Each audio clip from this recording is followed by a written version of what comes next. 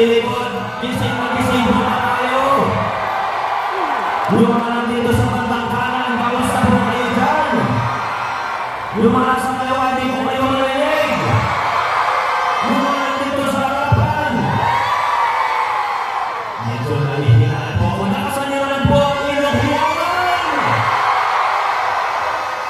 Huwag natin kalimutan yung mga nakatayo sa upper box. Hanggang sa general admission.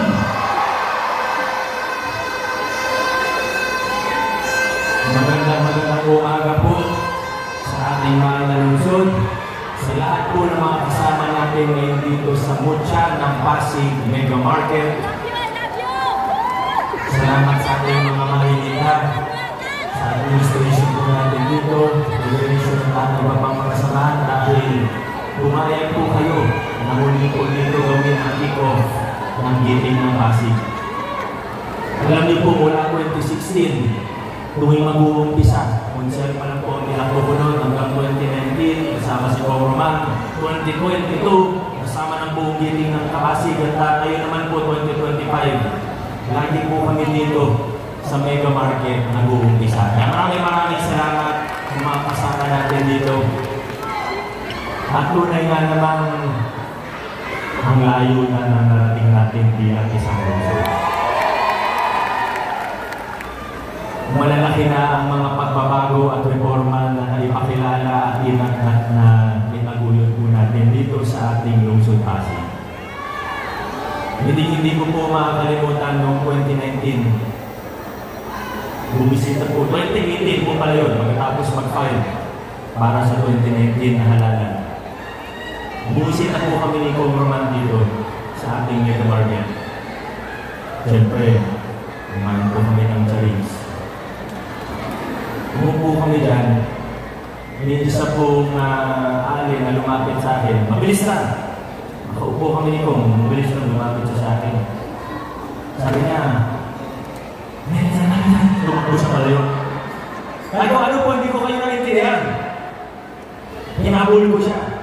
Hindi ko naman, balagay ko yun, hinabol ko siya. Kaya ko na, ano po yun? Basta susuportahan natin kayo, yung pasensya na. Hindi kami makalangan. Alam niyo yun. Hindi ko rin po makakalimutan. Nasa third floor mo kami ni Corman sa tsapihan po natin. Itong side po yun, kung hindi ako nagkakanan eh. Hindi ko malala yung saktong lugar. Pero third floor po yun, sigurado ko. Hindi lumapit naman po sa akin. Isang tindera, may hawak ko ng mga bilaw. Sabi niya sa akin, Konsi, may konsyal pa lang ako nun. Konsi, paklawin mo na itong tinta kong bigo. Sabi niya.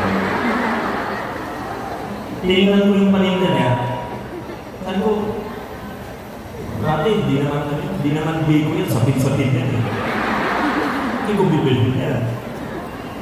Sabi niya, hindi kung secret lang. Nasa ilalim ng bigo, bawal kasi. Bawal daw magtinda ng bigo sa Mega Market. Hindi po mabilang noong mga panahon na yun, nung napupuntahan namin ni Corman, lalakad kami sa mga barangay, iba't ibang subdivision, iba't ibang OWA, iba't ibang komunidad sa ating lungsod. Hindi pas isang araw na ni Roman, mawawalan daw ng trabaho, mawawalan daw ng scholar. Noong 2019, huwag po sana natin kalimutan kung ano ba talaga yung pinaglaban natin. Bakit ba tayo lumaban? Bakit ba tayo sumigaw at nanindigan para sa pagbabago? Huwag po natin kalimutan na hindi po pagbabago ng pangalan lamang o ng mukha ng mga politiko ang pinaglaban natin.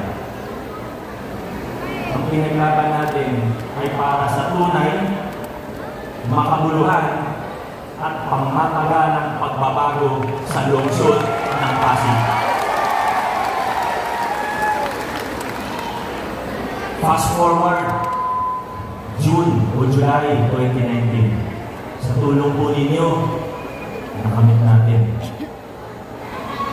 Umpisahan natin yung mga pagbabago. Naalala ko, isa sa una kong ginawa, tinanggal yung, naalala niyo dati, uso yung mga card. Hindi niyo mapauso ulit. Ay, hindi pa ba? Di ba nung araw 2019? Bago mag-20, uso yung mga blue card, yellow card, naalala niyo po yun? Kung masipag kang maglakad, o kung may kakilala ka, sigurado, mas mabilis kang makakakuha ng card. Okay naman yung card kasi makakakuha ka ng benepisyo pati sa ospital, pag may blue card, libre lang. Okay po sana. Pero noong 2019, July, anong ginawa ko po? Tinanggal ko yung card. May iba nagalit po sa akin. Sabi, ngayon, ba't mo naman tinanggal yung card? Meron akong benepisyo dyan. Pero ngayon, alam na po natin kung bakit natin ginawa yun. Dahil hindi po dapat ang ilan lang ang may benepisyo. Ginawa natin ngayon, hindi mo kailangan ng card, pumunta ka lang sa ospital, no balance billing po tayo. Kung anong servisyo ng meron, kung anong servisyo ang kaya ng pamahalaan, wala nang arte-arte pa. Basta tagapasig ka, ibibigay po sa'yo.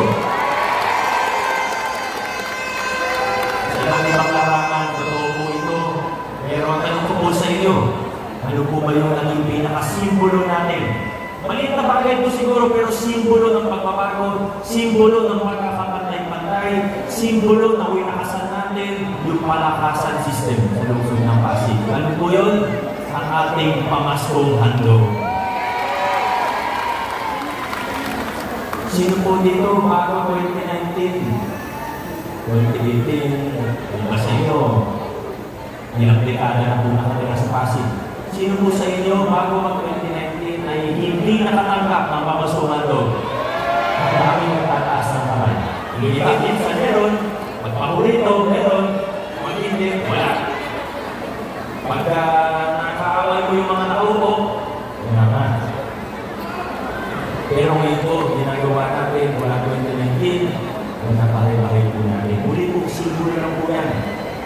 Pero ngayon, wala 2019. 2019, hanggang sa kasalukuyan, sino po ang nakatatanggap taon-taon ng pamasungan doon?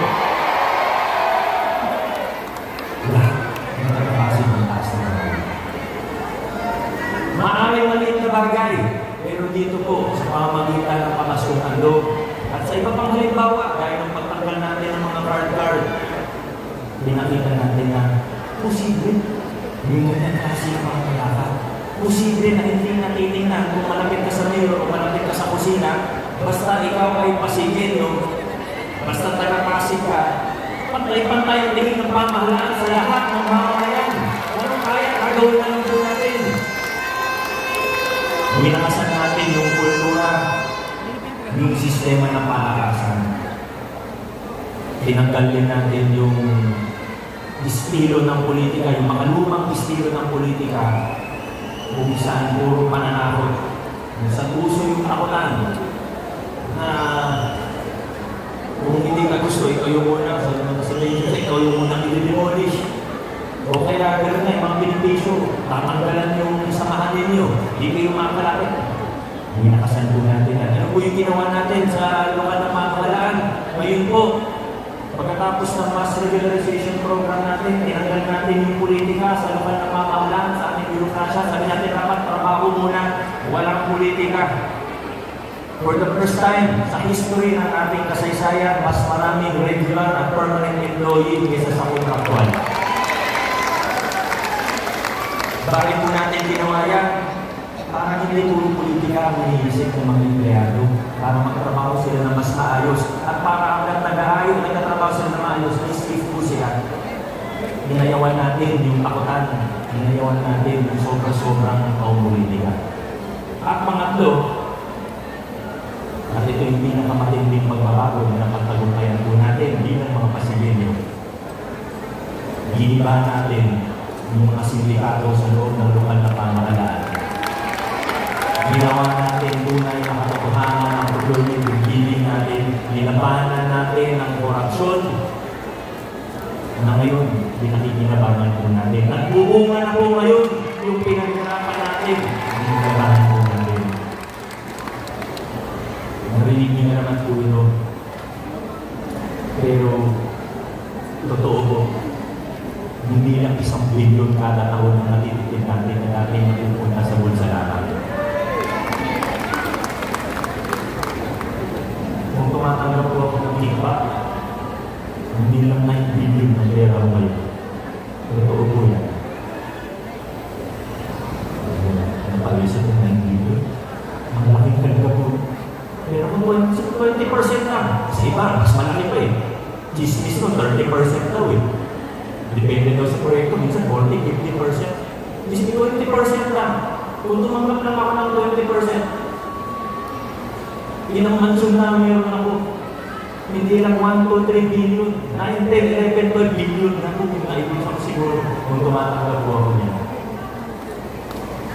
Kaya tinanggal natin yung lasing kalakaran sa aking pangalawa.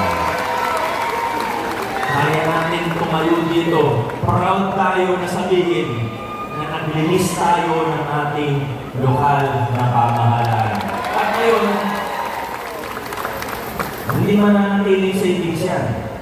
Siyempre sa una, natipid mo, galing korupsyon, bumaba yung presyo ng kontrata. Di ba nung nakaraan, may inauguration tayo sa nagpayong. Kung dati siguro, baka 16, 17 million yun, o baka million pa. Pero ngayon, kahit nataas na ang presyo ng semento, ng materialis, nagawa po natin 1.4 kilometers yata yun, 40 million pesos na. Pero po, maganda ng ang dami natin natitipid. Lumaki pa yung income natin, hindi tayo nataas ng buwis. Dito sa palengke, nagbaba pa tayo ng buwis. Nagbaba pa tayo ng pinag-charge natin. Malaki po. Pero tumaas pa rin yung income natin. Kasi walang tubig, walang bawas, walang ulan. Lahat pupunta sa puwersa ng kabalantayan. At kaya ngayon naman, ang focus natin, kung paano gagamitin yung pondo na ito, dumami yung pondo natin, lumaki yung pondo natin, mag-focus naman natin yun. At kung paano palalawakin pa ng mga servisyo ng ating pamahalaan, lalo matulungan ng mga pasigilyo na nangailangan ng tulong. Yan po ang focus natin yun. At nasimulan na po natin. Yung napanggit po kanina, 2022, nakita natin, budget tayo para sa mga senior natin. Hindi makatanggap ng DSWD. Gawa din natin ang programa, Local Senior Pension.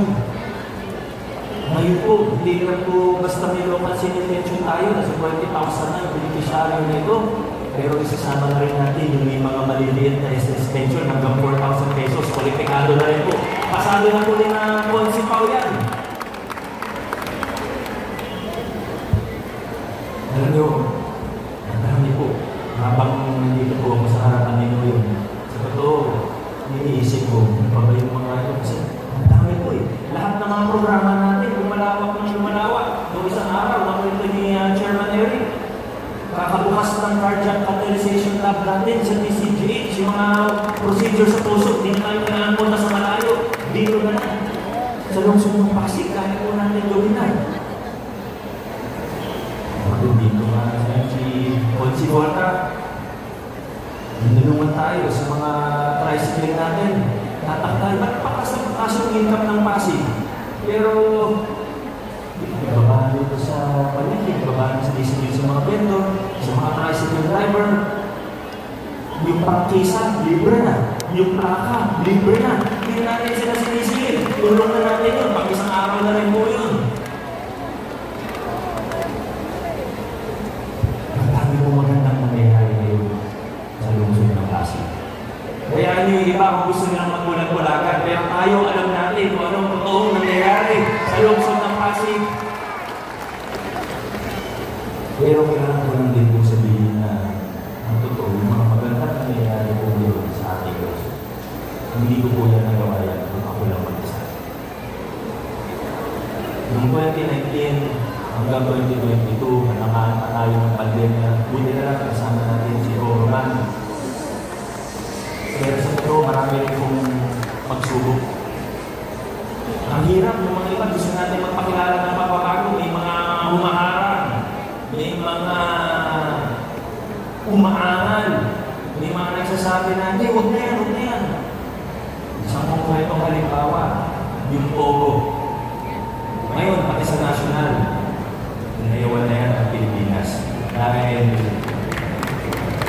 Pilipino yung naikinapang doon eh. Nagdudulot pa siya ng mga ibang kasamaan. Gusto kong pagbawalan ng pogo. Ano nangyari? May mga ibang opisyalis ng city government natin, sila pa yung naglalakad para sa pogo. Isang halimbawa na po yan. Pero noong 2022, binigyan niyo po ako ng kakampi na mayorya. Sa pangunguna ni Vice Mayor Dodot Jaworski. Kaya maayos ang City Council natin. Gumanda ang performance ng sangguniang panlungsod natin sa pangunguna ni Vice Mayor Dodot Jaworski. Yan po ang katotohanan. Anong nangyari? Halimbawa natin sa Pogo, sa tulong ni Councilor Simon, tayo po ang unang LGU sa buong Pilipinas na nag-ban ng Pogo.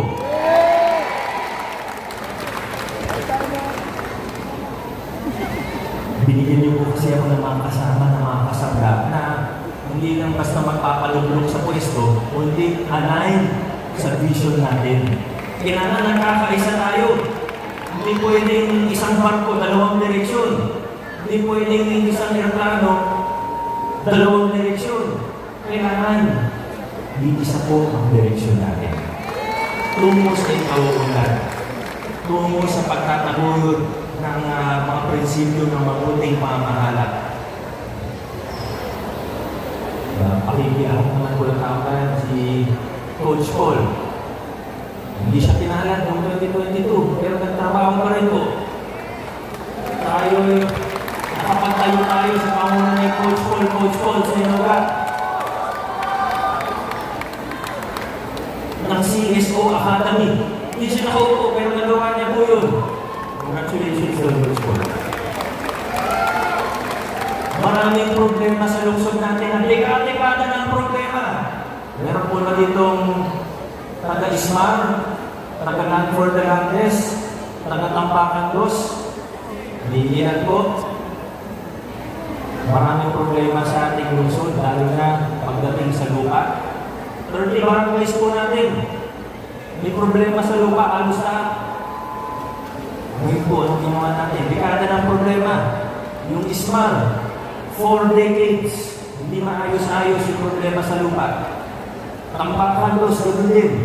Yung sa Lanford de Landes, ganoon din. Yung sa tayo naman, sa Malasaka, ganoon din.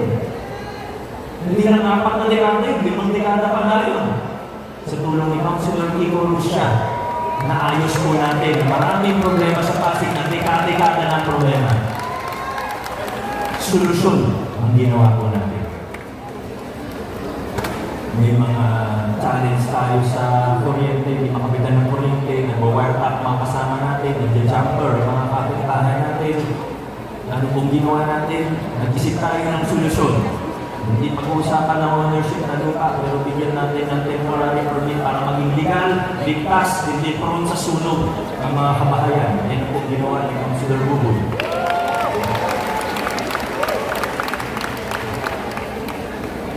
Pagdating sa solo parents natin, di ba may batas po yung nasyonal. Pero sa totoo, ilang LGU man lang naman ng independent sa kakayahan at parliament ng LGU.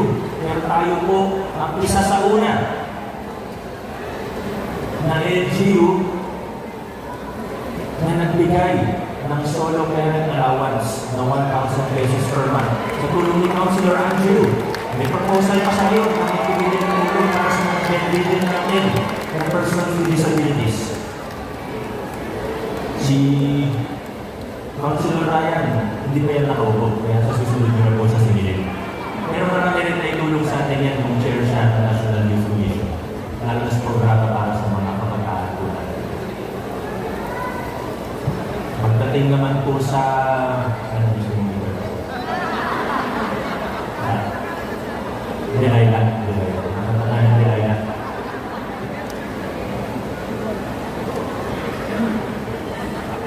Pagdating naman po sa pagpapatupad ng pagdating sa mga budget, ito po, mga barangay officials pala, maraming salamat sa mga barangay officials sa lugar. Magbukit po kayo, salamat po sa suporta. Ngayon, budget ng city, budget ng mga barangay. Kitang-kita po natin. Lahat po natin, walang tinatago. Dati, ito tanong ko ngayon, may mga namumuna, may mga nakikitang project, ang tingin nila dapat ito yung unahin, bago yan.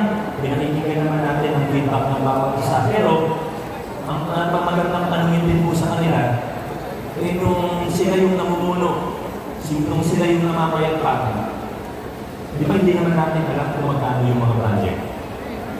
City Hall na lang po. Ngayon, alam ko exact. Panoorin nyo na lang yung video tungkol sa City Hall. Ay, mag-usapan yun. Pero ngayon, kitang-kita nyo, nakapaskin pa nga kung magkano.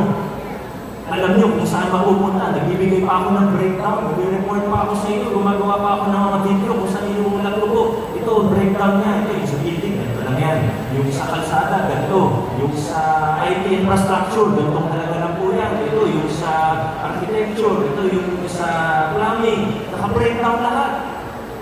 Pero naalala niyo po, nung araw, hindi natin alam yung total cost, yung mga renovation ng City Hall, yung mga pinagawa ng City Hall, sa old City Hall po natin. Meron po ba kahit isa sa atin dito na alam kung magkano yung mga yun?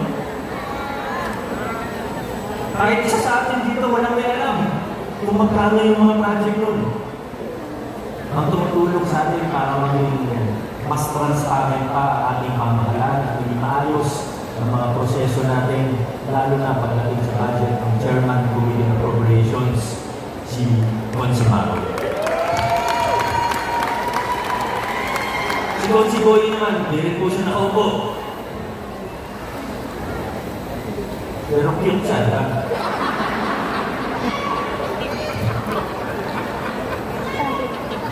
Malaki din po nagtaitulong sa atin. Kahit hindi pa siya nakaupo, mag-volunteer na siya madalas eh. Kasi sa edukasyon, siyempre kailangan ko rin batiin ang kanyang ina, si Councilor Cory. Councilor Cory, yung former Councilor Edith, nandiyan din pala. Si Cory, saan po yung tumulong sa atin para mapalawak yung scholarship? 11,000, 12,000 noong 2019, yung scholarship program natin. Tapos pinimali na sa 25,000 na yung scholar ng lungsod ng Pasig. Nanglayo na po ng narating natin bilang isang lungsod. Alam po natin yung mga magandang nangyayari. Kaso sa pagbabago at sa pagpapatuloy ng pagbabago, hindi naman po talaga may iwasan na yung mga iba ay ayaw nila yung pagbabago. Ang tanong, bakit? Hindi naman po siguro makakasagot yan. Pero kung ako ang tatanungin ninyo, siguro kasi mas nakikinabang sila dun sa lumang kalakaran.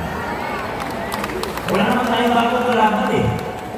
Kaya naman ang totoo, wala tayong bagong kalaban. Eh, medyo bago sa paningin natin, pero nandun din naman sila doon. Yung mga nasa senior, alam naman nila, sila rin naman nag-uwento sa akin. Sila naman na yung nagyayapang dati na sila yun. Wala pong bago na kalaban natin. Pero ganun po talaga. At doon din natin makikita na tunay yung pagbabago na pinatupad po natin dito sa lungsod ng Pasig. Dahil kung masaya lahat at kaibigan natin lahat at yung mga nakikinabang doon sa lumang kalakaran, kung gusto nila sa akin, doon kayo mag-alala. Baka may mali akong ginagawa kung gusto nila sa akin. Pero ngayon, nandito na po tayo. Kaya ano sila, kung gusto nilang paatras, kung gusto nilang pa-U-turn, okay na po, karapatan po nila yun. Isigaw kung gusto nilang isigaw. Pero tayo mga Pasigenyo, tayo sa lungsod ng Pasig, hindi tayo aatras, paabante, pasulong, pasulong. Ang mga Pasigenyo, kasama si Congressman Roman Romulo, Vice Mayor Rodon Jaworski, at ang mga konsehal ng Hitik na Pasig, tuloy-tuloy tayong lalaban para sa pinapunasan ng ating mahal na syudad. Maraming salamat mga Pasigenyo, mabuhay ang lungsod ng Pasig. Maraming salamat. Portrait, Hitik ng Pasig. Hindi pa po tapos ng salita. Biro na po. Panghuli na lang po.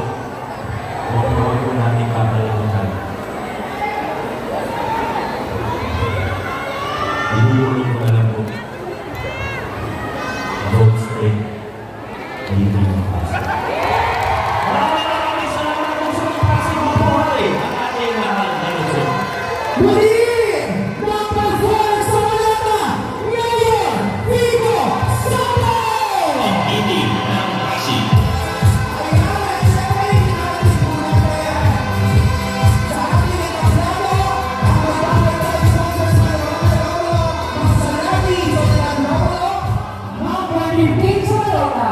Councilor Simon Tandaco. Mula naman po sa District 2, muling iboto, number 1 sa Loka, Councilor Buboy Agustin. Muling iboto, number 8 sa Loka, Councilor Angie De Leon. Muling iboto, number 20 sa Loka, Councilor Maru Marquez. Iboto, number 10 sa Loka, Councilor Ryan Enriquez. Iboto, number 13 sa Loka, Councilor Warren Inocencio. Iboto, number 15 sa Loka, Councilor Polly Raymundo. Siyempre, ang trio ng Giti ng Pasig. Number 1 sa Loka, Congressman Roman Loro. Uli iboto, number 1 sa Loka, Congressman Roman Loro. Number 3 sa ating mga Loka, Vice Mayor Dodo Sumerski. Uli iboto, number 3 sa Loka, Vice Mayor Dodo Sumerski. Number 4 sa ating mga Loka, Mayor Vico Sala. Sorry, na Mayor. Number 5 sa Loka, Mayor Vico Sala. Magandang umaga po sa inyo. Salamat po sa pagpunta. Okay, is it? Well, the introduction sa iyo na yan. For the next president. Huwag na natin pansinin yun. Huwag na natin pansin. Baka na-carry away lang. But it was the second time. Someone also from your group. Huwag na natin pansinin yun. Na-carry away lang So yun. anong bago na pwede mong i-offer for your next term? Yung mga nasabi ko po kanina, dun po tayo. Tuloy-tuloy lang. Dire-diretso lang po tayo. Maraming salamat. God bless po sa inyong lahat. Thank you. Thank you. Thank you.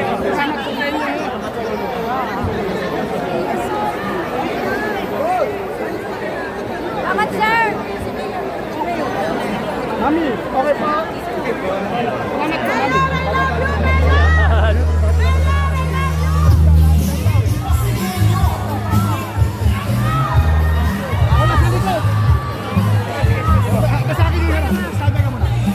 Artem, huwag ka lumayo.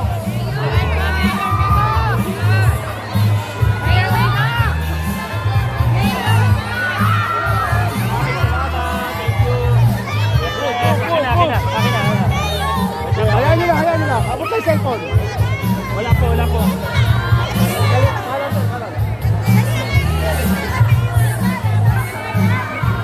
Thank you.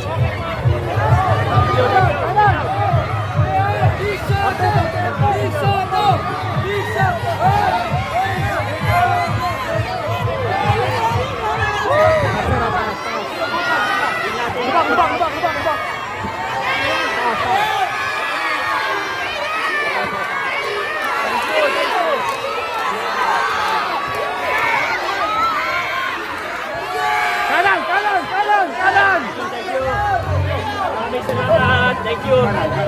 Relax lang, relax lang.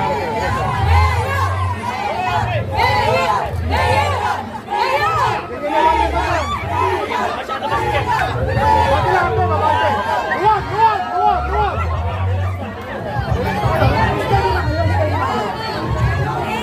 Dito ba, dito ba? Dito ba? Sige.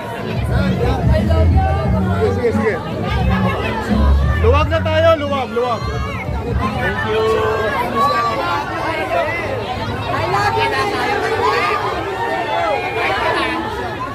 Papunta muna, papunta muna. Opo, lumabas na kayo.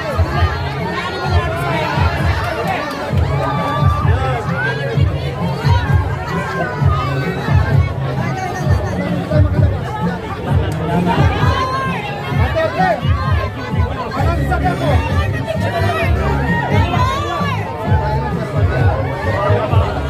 Bata, bata.